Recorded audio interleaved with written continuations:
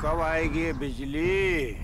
सबर करो मुनीसर, सबर करो। इसको देखिए, ये ग्राफ हमें दिखाता है पावर कट्स इंडिया के डिफरेंट स्टेट्स में, और इन तीन ग्राफ्स को गहराई से देखते हैं। आप देखोगे कि रूरल यूपी में लोड शेडिंग डेली ऑलमोस्ट 8 घंटे होती है और एक एवरेज इंडियन हाउस होल्ड को हर दिन के करीब 20 घंटे की बिजली ही मिलती है। अब आम आदमी पार्टी ने ये डेटा यूज किया है अपनी अचीवमेंट बताने के लिए और अपने इलेक्ट्रिसिटी सब्सिडी के बिजनेस मॉडल को जस्टिफाई करने के लिए, और ये मॉडल सस्टेनेबल नहीं है। इसलिए हमें ऐसे मीम्स देखने को मिलते हैं जो ऐसे कंज्यूमर्स की फ्रस्ट्रेशन दिखाते हैं जो अपना बिजली का बिल देते भी हैं, इसके बावजूद उनको लोड शेडिंग से गुजरना पड़ता है। भैया 3 घंटे हो गए लाइट गए हुए। इश्यू ये है कि हमें लगता है कि इलेक्ट्रिसिटी हमारी एक राइट है और ये एक बहुत बड़ी प्रॉब्लम है, और ये बस मेरा दावा नहीं है। 4 पॉपुलर इकोनॉमिस्ट जिन्होंने इस मुद्दे पर रिसर्च करी है उनका भी यही मानना है, और इसीलिए इस वीडियो में मैं आपको बताना चाहता हूँ कि इलेक्ट्रिसिटी सब्सिडीज इतना बुरा आइडिया क्यों है। ओपन लेटर ने इस इशू के बारे में एक बहुत अच्छा रीसेंट वीडियो भी बनाया था, और मैं उनके वीडियो को और एक्सटेंड करना चाहता हूँ और इस इशू को डिटेल से समझाना चाहता हूँ।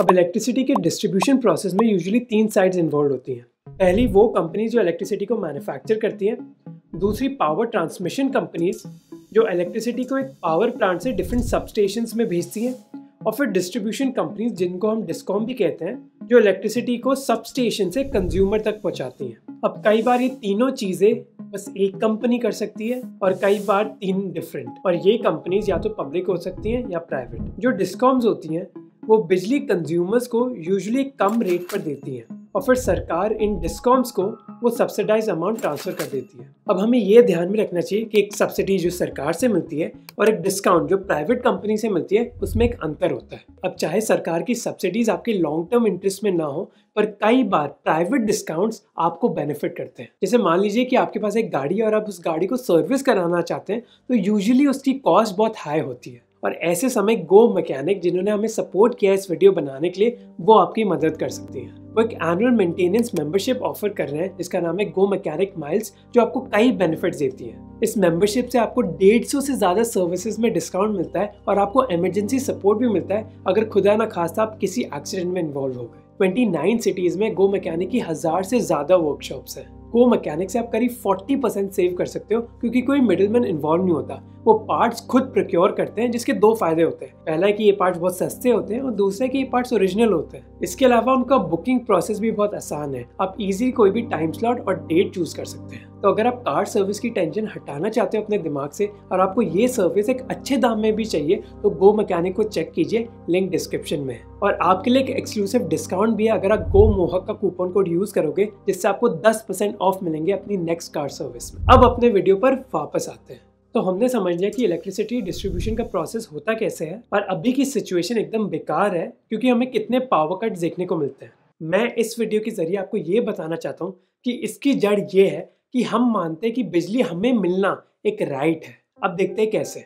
अब जैसे इस टेबल को देखिए, रूरल बिहार की करीब 7000 परिवारों से पूछा गया था कि क्या उन पर कोई पेनल्टी लगेगी अगर उन्होंने अपना बिल लेट पे किया, अपने मीटर से छेड़खानी करने की कोशिश करी, एक इलीगल कनेक्शन बना दिया, या फिर इलेक्ट्रिसिटी ऑफिशियल्स को ब्राइब करने की कोशिश करी। ऑलमोस्ट 70% लोगों ने कहा कि उन पर कोई पेनल्टी नहीं लगी, कुछ भी नहीं।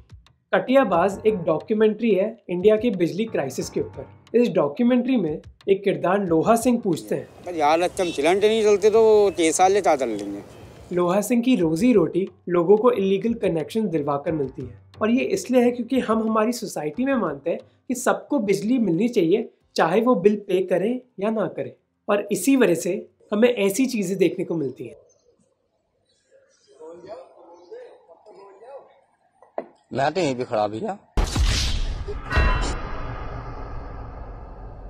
अब चाहे ये वीडियो कितना भी फनी हो, पर ये एक जड़ है जिसकी वजह से डिस्कॉम्स इंडिया में पैसा नहीं कमा पाती, जो हमें बेसिकली मेन चीज पर लेकर आता है कि डिस्कॉम्स इंडिया में पैसा नहीं कमा रही। और ये जो ग्राफ है हमें इस प्रॉब्लम की पूरी स्टोरी बताती है। ये ग्राफ हमें बिजली का दाम बताता है बिहार में 2019 से 20 के दौरान। जो ब्लैक लाइन है वो बिजली का बिल है और जो ग्रीन लाइन है वो बिजली की कीमत है। और ये जो ग्राफ है हमें बिजली का दाम बताता है बिहार में 2019 से 20 के दौरान। बिहार में 2019 से 20 के दौरान बिजली का दाम 2019 से 20 के दौरान वो हमें दिखाती है कि 1 किलोवाट बिजली सप्लाई करने के लिए डिस्कॉम की कॉस्ट क्या थी। अब जो ऑफिशियल रेट जो कंज्यूमर्स को देना चाहिए बिजली के लिए वो करीब 2 रुपये 70 पैसे। ये कॉस्ट ऑफ सप्लाई से भी कम है, इसीलिए सरकार को ये गैप फिल करना पड़ता है डिस्कॉम को सब्सिडीज देके, और इधर से ही प्रॉब्लम स्टार्ट हो जाती है। पहला है डिस्ट्रीब्यूशन के दौरान टेक्निकल लॉसेस की वजह से डिस्कॉम्स की 10% बिजली चली जाती है, ये उनके रेवेन्यू को कम कर लेता है। फिर करीब 20% इलीगल कनेक्शंस की वजह से चली जाती है, और फाइनली वो लोग हैं जिनके कनेक्शन तो लीगल हैं पर उनमें से 15% बिल नहीं पे करते।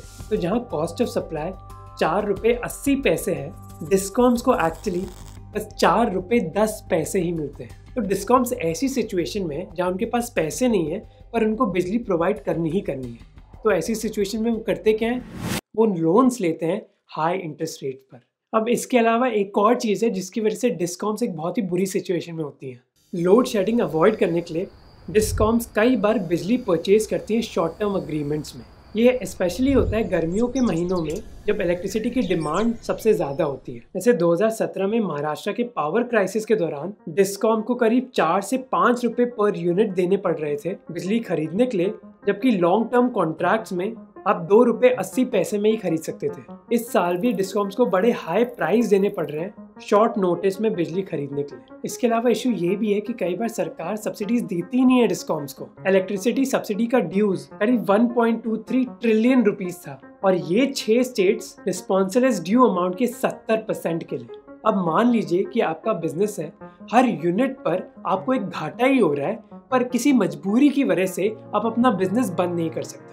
यही सिचुएशन है डिस्कॉम्स की, और ऐसी सिचुएशन में आप क्या करेंगे, आप बेचना कम कर देंगे, और डिस्कॉम्स भी यही कर रही है। इसको कहा जाता है राशनिंग, और जिसको हम लोग कहते हैं लोड शेडिंग। डिस्कॉम्स के पास बस एक ही ऑप्शन बचा है, जानबूझ के बिजली कम बेचना। अब हम में से कई लोग ये मानते हैं कि लोड शेडिंग इंडिया में इसलिए होती है क्योंकि हमारे पास इतनी पावर नहीं है, पर ये पूरी तरह सच नहीं है। 2012 में इंडिया में कोल प्लांट यूटिलाइजेशन 70% से कम थी, और 2018 में ये 55% थी। आनंद सुदर्शन और उनके रिसर्चर्स ने कहा कि ये प्रॉब्लम इसलिए है क्योंकि इंडिया में जो इलेक्ट्रिसिटी का सिस्टम है वो पैसा कमा ही नहीं पाता। अब अगर ये सिस्टम में इतना पैसा है ही नहीं, तो फिर सरकार या फिर डिस्कॉम्स इलेक्ट्रिसिटी जनरेशन या फिर ट्रांसमिशन में इन्वेस्टमेंट्स कैसे करेंगे। तो लोग ये मानते कि इलेक्ट्रिसिटी उनकी राइट है, डिस्कॉम्स के पास पैसा है नहीं, और डिस्कॉम्स इसकी वजह से लोड शेडिंग स्टार्ट कर देते हैं। अब इसके लिए एक सिंपल सोल्यूशन है कि आप उन एरियाज को इलेक्ट्रिसिटी दें जो बिल पे कर रहे हैं, और उन एरियाज को ना दें जो इलेक्ट्रिसिटी नहीं पे कर रहे, है ना।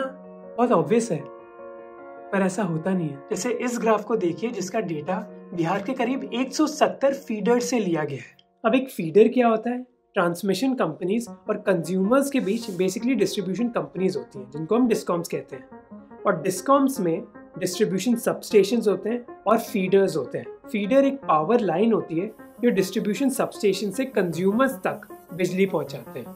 अब आइडियली जितनी ज़्यादा रेवेन्यू रेट होनी चाहिए एक फीडर की, उतनी ज़्यादा बिजली सप्लाई होनी चाहिए उस फीडर को। अब एक्स एक्सिस में रेवेन्यू रेट, जिसका मतलब है कि हर फीडर से कितनी % बिल पेमेंट मिलती है, 0 या फिर 100। और ये जो ब्लू डॉट्स हैं वो हमें बताता है कि हर फीडर में कितने घंटे इलेक्ट्रिसिटी सप्लाई होती है। पर इंस्टेड ये ग्राफ हमें एक नेगेटिव रिलेशनशिप दिखाता है। इसका मतलब है कि वो फीडर्स जो ज़्यादा रेवेन्यू दे रहे हैं एक्चुअली उनको कम पावर मिल रही है। तो बेसिकली लोगों के पास कोई इंसेंटिव ही नहीं है अपने बिजली पे करने के लिए। जो एक्चुअली पेमेंट दे रहे हैं उनको कम बिजली मिल रही है। अब क्लियरली एक खराब सिचुएशन है, तो इसके सोल्यूशंस क्या है। पहला सोल्यूशन है कि हमें सब्सिडीज बंद करनी होंगी। सब्सिडीज में इशू ये है कि कई बार उन लोगों को सब्सिडीज मिलती हैं जो एक्चुअली अमीर है, जिनको ये सब्सिडीज की जरूरत नहीं है, पर वो ये मानते कि फ्री बिजली उनकी भी राइट है। पर गवर्नमेंट को ये बंद कर देना चाहिए और उल्टे डायरेक्ट इनकम ट्रांसफर स्टार्ट कर देने चाहिए। अब डायरेक्ट इनकम ट्रांसफर और सब्सिडीज में डिफरेंस क्या है। इमेजिन करिए कि आपका बिजली का बिल 100 रुपए का है और आपको 50 रुपए की सब्सिडी मिलेगी। इसका मतलब है कि आपको बस 50 रुपए का बिल भरना होगा और सरकार सेपरेटली 50 रुपए देगी डिस्कॉम को, जबकि इनकम ट्रांसफर में आपको अपने बिल का फुल अमाउंट भरना होगा और सेपरेटली सरकार आपको भेजेगी 50 रुपए आपके बैंक अकाउंट में। डायरेक्ट इनकम ट्रांसफर की एडवांटेज ये होती है कि सरकार एक्चुअली उन लोगों को टारगेट कर सकती है जिनको एक्चुअली ज़रूरत है पैसे की, क्योंकि सरकार के पास सबका डेटा है और सरकार को पता है कि कौन गरीब है और कौन नहीं। बल्कि सब्सिडी मॉडल में डिस्कॉम की जिम्मेदारी होगी ये ढूंढना कि किसको सब्सिडी देनी चाहिए और किसको नहीं। दूसरा है कि सरकार प्रीपेड इलेक्ट्रिक मीटर्स लगा सकती है लोगों के घरों में। अब ये प्रीपेड मीटर्स ऐसे ही चलेंगे जैसे आपका प्रीपेड फ़ोन चलता है, जितना आप रिचार्ज करेंगे उतना ही आप इस्तेमाल कर सकते हैं। और इनफैक्ट पिछले साल नीतीश कुमार ने बिहार में स्कीम लॉन्च भी करी और उन्होंने कहा कि लोगों को अब पैसे देने ही होंगे बिजली के लिए, जो एक अच्छा डिसीजन है। अब अगर मान लीजिए कि स्मार्ट मीटर्स हर घर में लगाना बहुत मुश्किल है, तो इसके अलावा एक और सोल्यूशन है। आपको याद है कि एक फीडर था क्या? इमेजिन कीजिए कि एक फीडर एक गांव को बिजली सप्लाई कर रहा है। रिसर्चर्स ने कहा कि हम उन फीडर्स को ज़्यादा बिजली देंगे जो ज़्यादा बिल कलेक्ट कर रहे हैं, और गांव वालों को भी इस स्कीम के बारे में बताया गया। तो अब इससे बदलाव क्या हुआ? जिम्मेदारी कम्युनिटी पर आ गई। तो आप सोचोगे कि अगर ये बंदा अपना बिल नहीं भरेगा तो शायद हमें भी कम बिजली दी जाएगी। इसकी वजह से एक सोशल प्रेशर बन गया लोगों पर कि हाँ, हमें भी अपनी बिजली देनी होगी, नहीं तो पूरे गाँव में बिजली नहीं आएगी। तो अगर कुछ लोग ये देखते कि उनका पड़ोसी बिजली की चोरी कर रहा है, तो वो सोचते कि अगर ये बंदा अपना बिल नहीं भरेगा तो हमें भी बिजली कम दी जाएगी।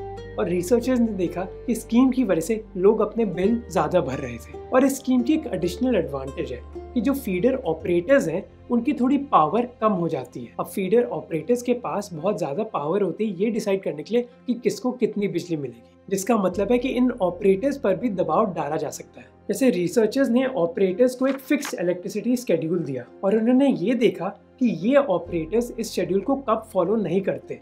ये हम इस ग्राफ से देख सकते हैं।